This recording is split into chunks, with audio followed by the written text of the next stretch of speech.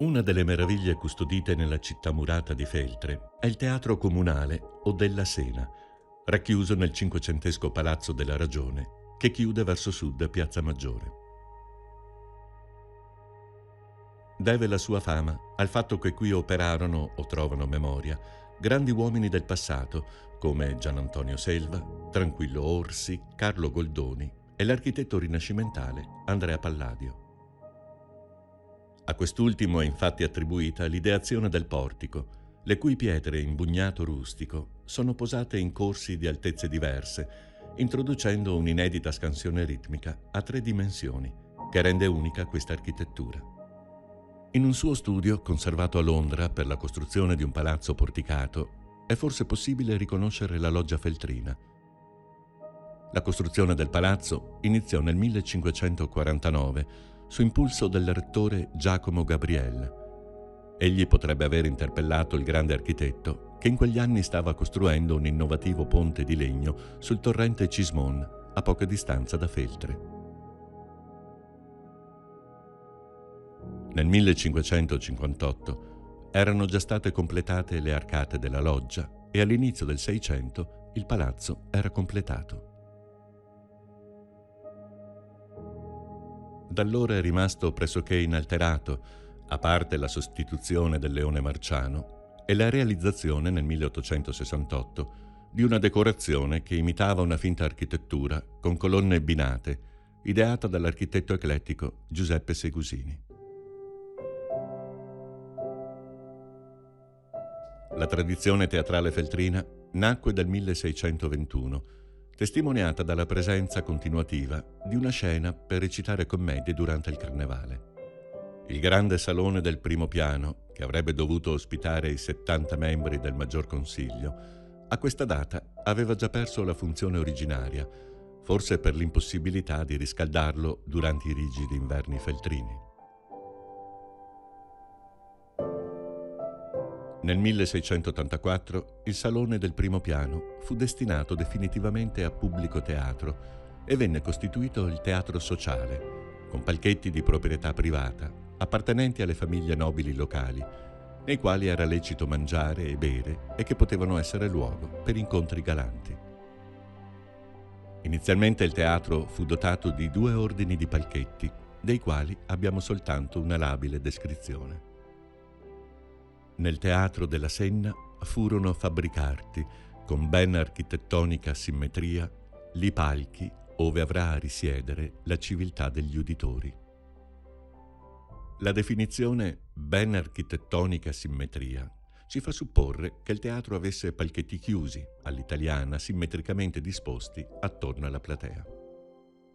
Recentemente sono state rinvenute delle tavole dipinte a tempera con vivaci ornamenti floreali, stemmi o semplici tendaggi rossi. Esse costituivano la boiserie di rivestimento dei palchetti, ognuno diverso, assecondando il gusto delle famiglie patrizie che ne erano proprietarie.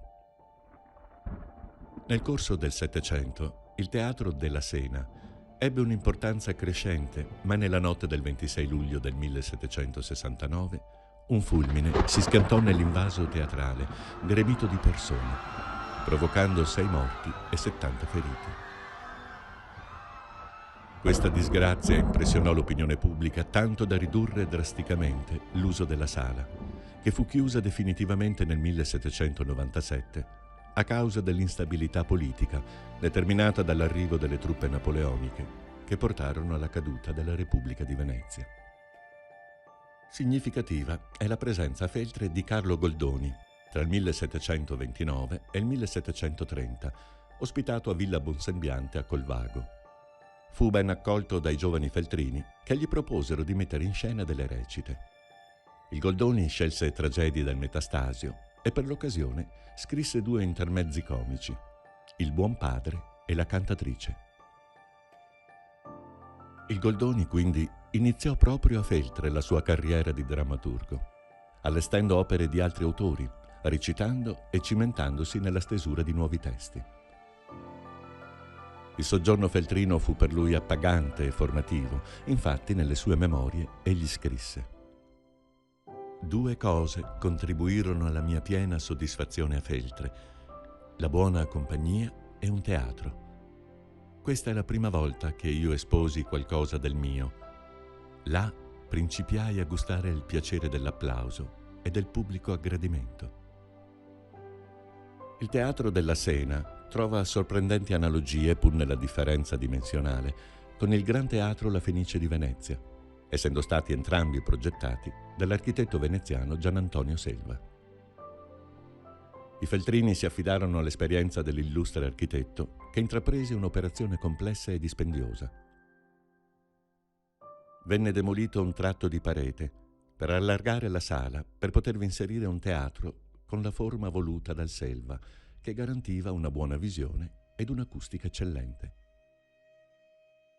La forma della platea ha un raggio di circa 5 metri e 30 centimetri, come l'interasse tra i portici della loggia, e corrisponde esattamente a 15 piedi vicentini, cioè l'unità di misura utilizzata secoli prima dal Palladio.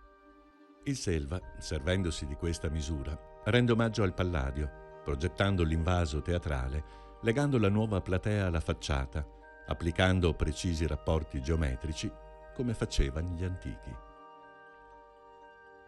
Nel 1843 l'incarico di rinnovare l'apparato decorativo della Sena fu affidato al professor Tranquillo Orsi, molto noto per aver eseguito la decorazione della Fenice dopo il disastroso incendio che l'aveva completamente distrutta nel 1836.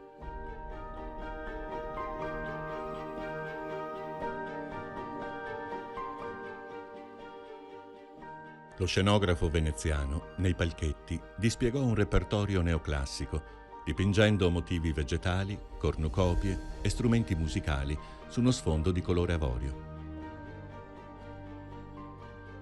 Nel secondo ordine, con sfondo rosa antico, civette, simbolo di sapienza, si alternano a clipei dorati, entro i quali sono ritratti i volti di musicisti e di uomini di cultura quali Gioacchino Rossini, Vincenzo Bellini, Vittorio Alfieri, Carlo Goldoni e molti altri.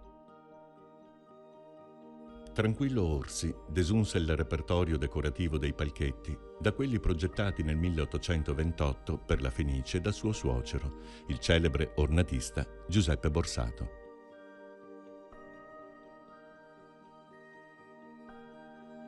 Nel soffitto l'Orsi dipinse un velario dove le vele imitano un tessuto bordato di pizzo e sono illusoriamente trattenute da finte corde dorate.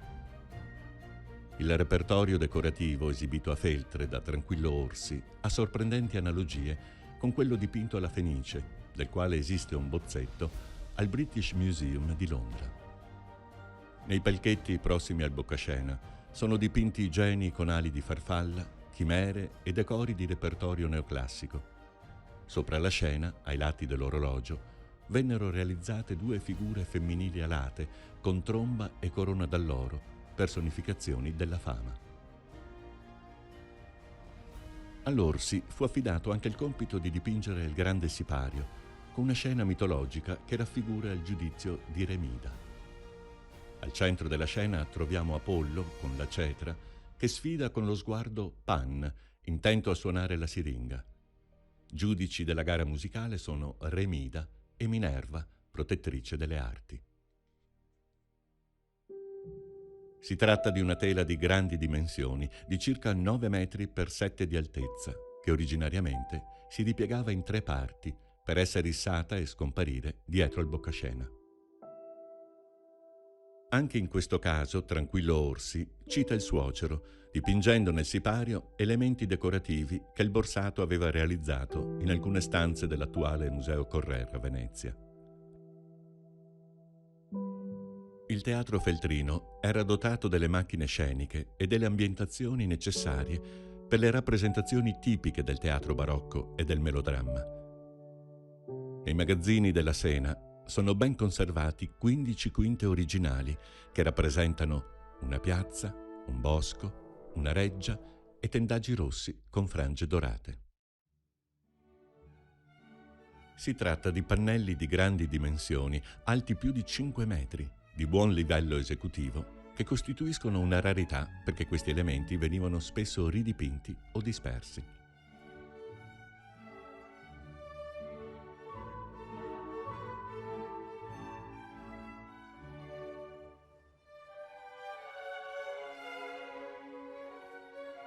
La tipologia di macchine sceniche era la scena ductilis, che consentiva alle quinte di spostarsi simultaneamente grazie ad un argano centrale posto sotto il palcoscenico. Alcuni di questi antichi apparati scenici e tecnologici sono stati rinvenuti e restaurati come due silhouette femminili, un cespuglio ed i carretti che trovano rispondenza con quelli progettati dall'architetto Filippo Juvarra per un teatro romano. Arricchito da queste innovazioni, il teatro godette di larga fama dovuta all'eleganza delle sale e soprattutto alla perfetta risonanza acustica, e fu utilizzato fino al 1929, quando le nuove norme sulla sicurezza nei luoghi di spettacolo ne imposero la chiusura.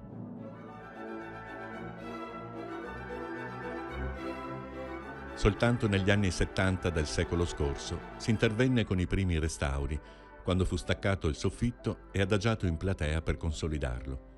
A restauro finito 2 anni dopo, il soffitto fu ricollocato nella sua posizione originaria, agganciandolo alle capriate del tetto.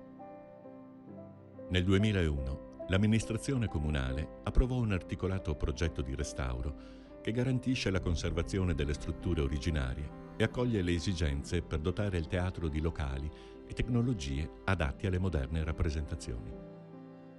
Il restauro, data la complessità ed i costi elevati, è stato suddiviso in vari stralci, l'ultimo dei quali prevede la costruzione delle scale di sicurezza ed un ascensore per rendere accessibile il teatro a persone con ridotta capacità motoria.